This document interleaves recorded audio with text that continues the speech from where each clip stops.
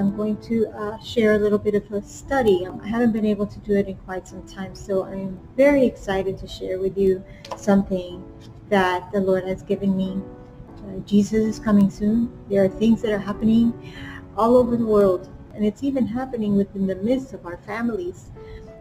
We are changing, and at the same time, people are changing. Even staying stagnant is digression. I'm going to share with you from 2 Timothy 4. It's talking about the church, the real church.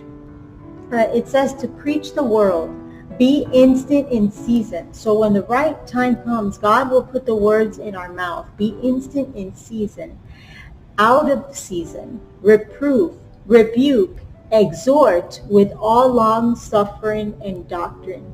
So people say they don't like religion, they don't like doctrine, but the scriptures themselves says that there's a pure religion and there's also sound doctrine. And so we are to preach the world and be instant in season. So when the right time comes, God will put the words in our mouth.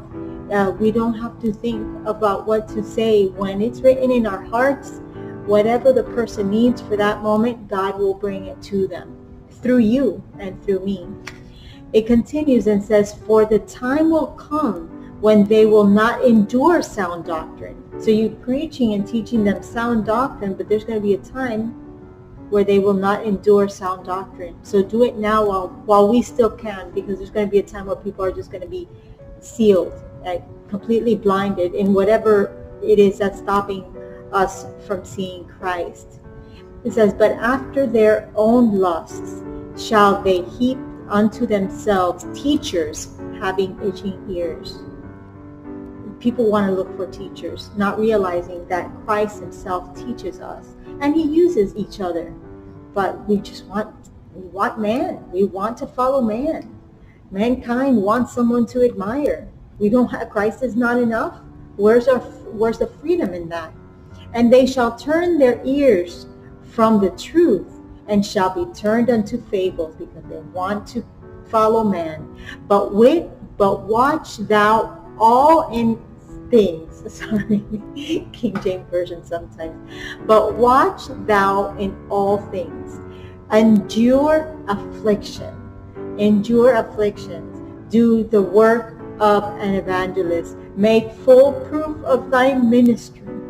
For I know I am now ready to be offered, and the time of my departure is at hand.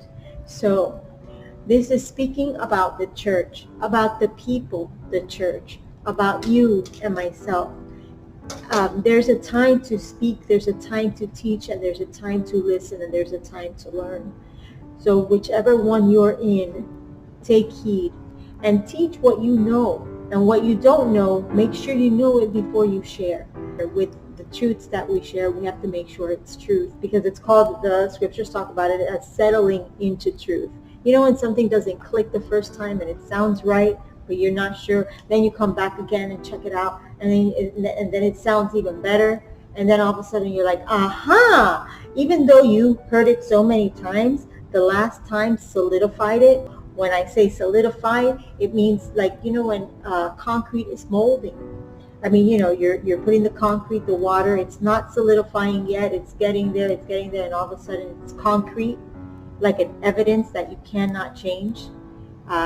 Well, that would be solidifying. The truth will solidify in our hearts.